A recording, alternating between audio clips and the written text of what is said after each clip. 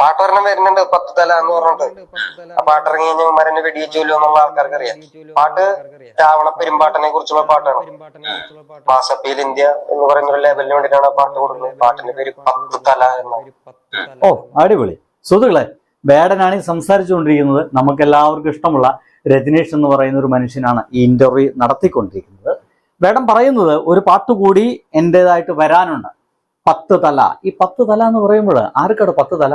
നമ്മുടെ രാവണനാ.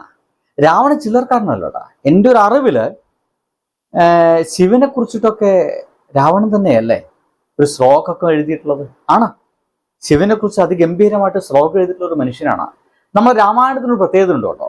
അത് ഒരൊറ്റ രാമായണം മാത്രമല്ല, പല രാമായണങ്ങൾ നമ്മുടെ ലോകത്ത് നിലനിൽക്കുന്നുണ്ട്. ശ്രീലങ്കയിൽ കമ്പരാമായണം എന്ന് പറയുന്ന ഒരു രാമായണം ഉണ്ട്. ഒരു പക്ഷേ ആ രാമായണമൊക്കെ അല്പമെങ്കിലും പരിചയമുള്ള ഒരാളായിരിക്കണം നമ്മുടെ ഈ ഒരു മനുഷ്യൻ. എന്തായാലും പറയുന്നത് കേൾക്കാം. 10 തല 10 കല രാവണ പെരുമ്പാട്ടിനെ കുറിച്ചാണ് സംസാരിക്കുന്ന ആ പാട്ട്. ഏത് നാട്ടിലാണ് ഇൻസ്പിറേഷൻ? തീർച്ചയായും ശ്രീലങ്കയിൽ നിന്നാണ് ഇൻസ്പിറേഷൻ. രാമായണോ? അവിടുത്തെ രാമായണം? അവിടുത്തെ രാമായണം എന്ന് പറഞ്ഞു കഴിഞ്ഞാൽ കമ്പരാമായണത്തിനാണ് ഇൻസ്പിറേഷൻ. നായകൻ രാവണ പെരുമ്പാട്ടനാണ്. രാവണനാണ് നമ്മുടെ നായകൻ. നമുക്ക് രാമനെ അറിയില്ലേ?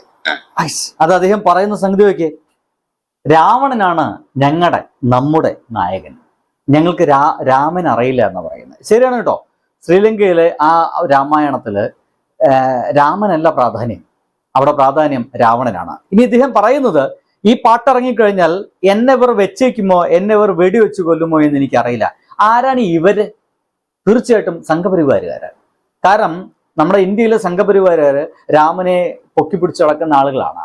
രാമനെ ദൈവമായിട്ട് കാണുകയും രാമന് വേണ്ടിയിട്ട് അമ്പലം പണിയുകയും രാമന് വേണ്ടിയിട്ട് മാത്രം ഭജനകൾ നടത്തുകയും രാമ എന്ന് വിളിച്ചിട്ട് ജയ് ശ്രീരാം എന്ന് വിളിച്ചിട്ടില്ലെങ്കിൽ കൊന്നുകളയുകയും ചെയ്യുന്ന ഒരവസ്ഥയിലേക്ക് നമ്മുടെ ഇന്ത്യ മാറിക്കൊണ്ടിരിക്കുമ്പോൾ ഇവിടെ രാമന് പകരം രാവണന് വേണ്ടി, അല്ലെങ്കിൽ രാവണന്റെ ഒരു 10 തല എന്ന് പറഞ്ഞ പാട്ടിറങ്ങിക്കഴിഞ്ഞാൽ, അതും ദളിതനായിട്ടുള്ള ഈ ഒരു മനുഷ്യൻ അങ്ങനത്തെ ഒരു പാട്ടിറക്കി കഴിഞ്ഞാൽ എന്തായിരിക്കും സംഭവിക്കുക എന്നുള്ളത് നമ്മൾ കണ്ടറിഞ്ഞു കാണുക തന്നെ വേണം. ബാക്കി കേൾക്കാം. അപ്പൊ അതാണ് ഒരു പൊളിറ്റിക്കൽ സോങ് വരുന്നത്. അടുത്തത് ഇച്ചിരി പ്രശ്നം ഉണ്ടാകുന്നതാണ് പ്രതീക്ഷിക്കുന്നത്. ഈ വ്യത്യസ്തമായ രാമായണങ്ങൾ ഉള്ളത് ശ്രീലങ്കയിലെ രാമായണത്തെ കുറിച്ച് അത്യാവശ്യം ധാരണയുള്ള ഒരാളാണല്ലോ? അല്ല, അത്യാവശ്യം ധാരണയുള്ള ആളൊന്നുമില്ല. ചെറുതായിട്ട് വായിക്കും, ചെറിയ അറിവുകൾ ഉണ്ടെന്നുള്ള. അപ്പൊ ഞാൻ എല്ലാം വായിക്കാനൊന്നും പറ്റിയിട്ടില്ല. കമ്പരാമായണം അവിടെ ഇവിടേക്ക് ആയിട്ട് കുറച്ച് വായിക്കാനൊക്കെ പറ്റിയിട്ടുണ്ട്. പിന്നെ രാവണ പെരുമ്പാട്ടൻ കഥകളൊക്കെ തമിഴിൽ ഞാൻ വായിക്കാറുണ്ട്, ഓൺലൈൻ വഴിയും. എന്റെ കയ്യിൽ കുറച്ച് പുസ്തകങ്ങളൊക്കെ ഉണ്ട് രാവണ പെരുമ്പാട്ടനെ കുറിച്ച്. രാംലീല മൈതാനത്ത് ആണ്ടുതോറും രാവണ പെരുമ്പാട്ടൻ അമ്പെയ്ത് കൊല്ലുന്നൊരു ഉത്സവം നടക്കുന്നു. അത് പൂർണ്ണമായിട്ടും ഹേറ്റഡ് ആണെന്ന് വിശ്വസിക്കുന്ന ഒരാളാണ് ഞാൻ. പൂർണ്ണമായിട്ടും ഒരു ജനസമൂഹത്തിന്റെ മേൽ നടത്തുന്ന ഒരു ഹേറ്റഡ് ആയിട്ടാണ് ഞാൻ വിശ്വസിക്കുന്നത്. അപ്പൊ നമ്മൾ അതിനെതിരെ ഒരു പാട്ട് എഴുതുക. മര്യാദ പുരുഷൻ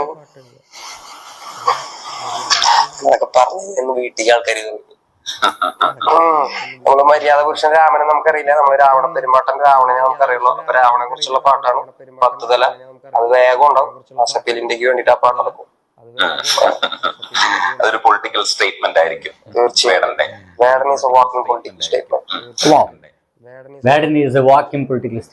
അടിപൊളി വാക്കുകൾ. വേടൻ എവിടുന്നാണ് ഇത്തരം വാക്കുകൾ കിട്ടുന്നൊക്കെ ഞാൻ ആലോചിച്ചു പോയി. തീർച്ചയായിട്ടും അദ്ദേഹത്തിന്റെ മനസ്സിൽ, അദ്ദേഹത്തിന്റെ ജീവിതത്തിൽ രൂഢമായി കിടക്കുന്ന ഒരു രാഷ്ട്രീയമുണ്ട്. അത് ദളിത് രാഷ്ട്രീയമായിരിക്കാം, അത് ഇന്ത്യയുടെ രാഷ്ട്രീയമായിരിക്കാം. അദ്ദേഹം പറയുന്നത് ഒരുപക്ഷെ അദ്ദേഹം പറഞ്ഞ വാക്കുകളൊക്കെ പറഞ്ഞു കഴിഞ്ഞാൽ വീട്ടിലേക്ക് കയറിയിട്ട് ആളുകളൊക്കെ കൊല്ലുമെന്നാണ്. എൻ്റെ തന്നെ വീടിക്ക് താഴെ ഒരുത്തൻ പറഞ്ഞിരിക്കുന്നത് സനൂപ് ഈസ് ഓവർ എന്നാണ്. സനൂപ് എൻ്റെ ജീവിതം കഴിഞ്ഞു എന്ന രീതിയിലൊക്കെ എൻ്റെ വീടിക്ക് താഴെ അടക്കം ചില ഭീഷണി വാക്കുകളൊക്കെ കാണുന്നുണ്ട്. നമുക്കതിന് നല്ല സുന്ദരമായ എന്താ പറയുക, ചെരുപ്പ് കൊണ്ട് മുടി ചീക്കി വെക്കുക എന്നല്ലാതെ വേറെ ഒന്നും പറയാനില്ല. എന്തൊക്കെയായാലും അതങ്ങനെ നടക്കുന്നുണ്ട്. എന്തായാലും വേടൻ പറഞ്ഞു വയ്ക്കുന്ന കാര്യങ്ങൾ വളരെ സിമ്പിളാണ്. അദ്ദേഹം പറയുന്നത് നമ്മുടെ നാട്ടിലേക്ക് ഒരുപക്ഷെ നമ്മളെ ഈ ഒരു സംസ്കാരത്തിന്, അല്ലെങ്കിൽ നമ്മൾ കേട്ട പല കഥകൾക്കും വേറെ കഥകൾ കൂടി അപ്പുറത്തുണ്ടെന്നുള്ളതാണ്. ഒരുപക്ഷെ നമ്മൾ കേട്ട കഥകളിൽ മുഴുവൻ രാവണൻ ഒരു എന്താ പറയുക വൃത്തികെട്ടവനാണ്, രാവണൻ ഒരു അത്ര ശരിയല്ലാത്തൊരു കഥാപാത്രമാണ്. പക്ഷേ നമ്മൾ ഈ കഥകളൊക്കെ നോക്കുന്ന സമയത്ത് ഇറ്റ്സ് വെരി ഇൻട്രസ്റ്റിംഗിൽ നമുക്ക് കാണാൻ കഴിയുന്ന ഒരു കാര്യം എന്താ വെച്ച് കഴിഞ്ഞാൽ, സീതയെ തട്ടിക്കൊണ്ടുപോയ ഒരാൾ എന്ന രീതിയിലൊക്കെ നമുക്ക് ഇന്ത്യക്കാർക്ക് രാവണൻ അറിയുക. അപ്പോൾ രാവണൻ സീതയെ തട്ടിക്കൊണ്ടുപോയി അവിടെ പാർപ്പിച്ചു. അപ്പോൾ നമ്മൾ മനസ്സിലാക്കേണ്ട കാര്യം, ഒരിക്കൽ പോലും സീതയെ അപമാനിച്ചിട്ടില്ല. സീതയെ ഒന്ന് തൊട്ടുപോലും വേദനിപ്പിച്ചിട്ടില്ല രാവണൻ എന്ന് പറഞ്ഞ മനുഷ്യൻ. നിനക്ക് എന്നാണോ എന്നെ ഇഷ്ടമാവുന്നത് അന്ന് മാത്രമേ നിന്നോടുകൂടെ ഞാൻ കഴിയുകയുള്ളൂ. നോക്കൂ, രാവണന് വേണമെങ്കിൽ, ആ ഒരു മഹാരാജ് വേണമെങ്കിൽ സീതയെ കൊണ്ടുപോയിട്ട് ബലാത്സംഗം ചെയ്യാം, അവന് ഇഷ്ടം പോലെ അവരെ ഉപയോഗിക്കുകയും ചെയ്യാം. പക്ഷെ അതൊന്നും ചെയ്തില്ല. അതിനൊക്കെ കഴിവുണ്ടായിട്ടും രാവണൻ പറഞ്ഞത്, നിനക്ക് എന്നെ ഇഷ്ടമാവുന്ന അന്നേ ഞാൻ നിന്നെ തൊടുകയുള്ളൂ, വിവാഹം കഴിക്കാൻ ആഗ്രഹിക്കുകയുള്ളൂ. അതുവരെ അവളെ കൊണ്ടുപോയിട്ട് കാരാഗ്രഹത്തിൽ അടക്കുകയല്ല ചെയ്തേ, നല്ലൊരു വൃന്ദാവനത്തിൽ നല്ല പൂക്കളും മറ്റൊക്കെ ഉള്ള പക്ഷികൾ പാട്ടുപാടുന്ന, നല്ല കാഴ്ചകളുള്ള, സുന്ദരമായിട്ടുള്ള ഭക്ഷണമൊക്കെ ലഭിക്കുന്ന ഒരു നല്ല പൂങ്കാവനത്തിൽ കൊണ്ടുപോയി ഇരുത്തുകയാണ് ചെയ്തത്. നോക്കൂ, അങ്ങനെയൊക്കെ നോക്കുന്ന സമയത്ത് ഈസ് എ ബെസ്റ്റ് മാൻ എന്നൊക്കെ പറയേണ്ടി വരും. ഒപ്പം തന്നെ ഏറ്റവും നല്ല ശിവസ്തുതി എൻ്റെ ഒരു അറിവിൽ എഴുതിയിട്ടുള്ളത് രാവണനാണ്. ഇങ്ങനെയൊക്കെയുള്ള ഒരു രാവണനെ എന്തുകൊണ്ടാണ് വില്ലനായിട്ട് പ്രതിഷ്ഠിക്കുന്നതെന്ന് വലിയ പിടുത്തമില്ല. എന്തൊക്കെയാലും ഇവന്റെ ഈ പാട്ടിറങ്ങുന്നതോട് കൂടിയിട്ട് അതിനൊരു ഉത്തരം കിട്ടുമെന്ന് വിചാരിക്കുന്നു. വേടന്റെ ഈ ഒരു പാട്ടോട് കൂടിയിട്ട് അതിനൊരു ഉത്തരം കിട്ടുന്നു മാത്രമല്ല, സംഘപരിവാറുകാർക്ക് നല്ല പൊള്ളും. അതൊരു ഗംഭീര പൊള്ളലായിരിക്കും, ചില്ലറ പൊള്ളലൊന്നായിരിക്കില്ല സംഭവിക്കുക. കാരണം ഇപ്പോഴേ പൊള്ളിക്കൊണ്ടിരിക്കുകയാണ്. കാരണം നമ്മുടെ നാട്ടിൽ എപ്പോഴൊക്കെ ജാതീയത ശക്തമായിട്ട് വരുമ്പോൾ ആ ശക്തമായിട്ട് വരുന്ന ജാതീയതയെ ശക്തമായിട്ട് എതിർക്കാൻ ഇവിടെ ഒരുപാട് സാമൂഹ്യ പരിഷ്കർത്താക്കൾ ഉണ്ടായിട്ടുണ്ട്.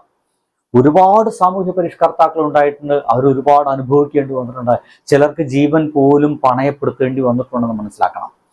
അങ്ങനെ ജാതീയത ശക്തമായിട്ട് വരുമ്പോൾ അത്തരം ജാതീയത ശക്തമായിട്ട് വരുന്നു എന്ന് തുറന്നു പറയാൻ നമ്മുടെ കേരളത്തിൽ, ഇന്ത്യയിലെ ആളുകൾ ഉണ്ടായിട്ടുണ്ട്. ഇവിടെ സത്യം പറയാലോ, നമ്മുടെ കേരളത്തിൽ പഴയ ജാതീയത ശക്തമായിട്ട് ഇങ്ങനെ മെല്ലെ മെല്ലെ മെല്ലെ വന്നുകൊണ്ടിരിക്കുന്നുണ്ട്. അത് വരുന്നു എന്ന് തുറന്നു പറയുക മാത്രമാണ് വേടനടക്കമുള്ള ആളുകൾ പറയുന്നത്, അല്ലെങ്കിൽ വേടനടക്കമുള്ള ആളുകൾ ചെയ്യുന്നത്, പാടുന്നത്, പറയുന്നത് ഞാൻ പാണനല്ല, പറയാനല്ല, നീ തമ്പുരാനുമല്ല. ഞാൻ പാണനല്ല, പറയാനല്ല, ഞാൻ മനുഷ്യനാണ്. അങ്ങനെയാണെങ്കിൽ നീയും മനുഷ്യനാണ്. നീ അങ്ങനെ ചുമ്മാ നീ തമ്പുരാൻ പറഞ്ഞ് നടക്കണ്ട, തമ്പുരാനെന്ന രീതിയിൽ നീ നടക്കണ്ട. ആ ഒരു ചിന്താഗതിയിൽ നിനക്ക് വേണ്ട, എനിക്കും വേണ്ട എന്നാണ് പറയാൻ ശ്രമിക്കുന്നത്. പക്ഷെ അതിന് പകരമായിട്ട് ആ പറയുന്ന മുഴുവൻ അവൻ ഒരു എന്താ പറയുക, ജാതി സമവാക്യങ്ങളൊക്കെ ഉണ്ടാക്കാൻ ശ്രമിക്കുകയാണ്, ജാതി തീവ്രവാദം ഉണ്ടാക്കാൻ ശ്രമിക്കുക എന്നാണ് ഇപ്പോൾ വേടന് നേരിട്ടുള്ള ഒരു ആരോപണം. നോക്ക്, വേടൻ പാടിയ ഒരു പാട്ട് നമ്മുടെ വേറൊരു വലിയ ഒരു സാമൂഹ്യ പരിഷ്കർത്താവ് പൊയ്കയിൽ അപ്പച്ചൻ എഴുതിയ പാട്ടാണ്.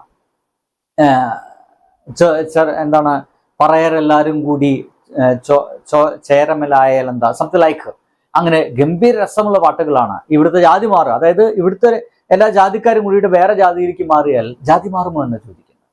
ഇല്ല, ജാതി മാറില്ല.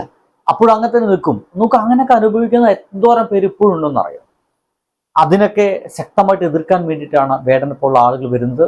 അതുകൊണ്ട് തന്നെ ഈ ശശിക പോലെയുള്ള തീവ്ര ഹിന്ദുത്വ ശക്തി അല്ലെങ്കിൽ അത്തരം വർത്തമാനം പറയുന്ന ആളുകൾക്ക് ഒരിക്കലും വേടൻ ഇഷ്ടമാവില്ല. തീർച്ചയായിട്ടും വേടൻ ഇഷ്ടമാവില്ല. അതൊരു യാഥാർത്ഥ്യമാണ്. എന്നാൽ ഈ പാട്ട് വരുമ്പോൾ അദ്ദേഹത്തിന് ജീവൻ ബാക്കി ഉണ്ടാവുമോ എന്നുള്ളതാണ്. സംരക്ഷണം കൊടുക്കേണ്ടവര് നമ്മളെപ്പോലുള്ള ആളുകളാണ്, നമ്മുടെ ഗവൺമെന്റാണ്. അത് കൊടുത്തിരിക്കും, അത് വേറെ കാര്യം. തൊടില്ല, വേടന്റെ രോമത്തിൽ പോലും. ബൈ.